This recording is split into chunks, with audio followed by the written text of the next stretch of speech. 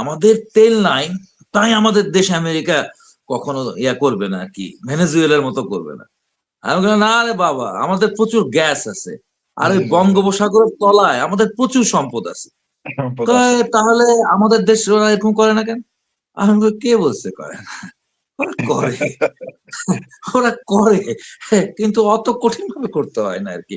আর ওটা খুব যদি সহজে। ভালোভাবে করার জন্যই ওদের এই মুহূর্তে বাংলাদেশের বন্দরগুলো দরকার। ওটা ভালোভাবে করার জন্য এখন দরকার হচ্ছে আপনার হচ্ছে বঙ্গোপসাগর, সেন্ট মার্টিন, এই জায়গায় তাদের একটা আধিপত্য বিস্তার করার জন্য। তো এই হচ্ছে গিয়ে বিষয়।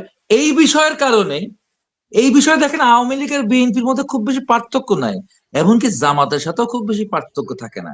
তখনই প্রশ্ন হয়ে ওঠে একটি বিকল্প রাজনীতি, তখনই একটা বিকল্প রাজনীতি প্রশ্ন হয়ে ওঠে।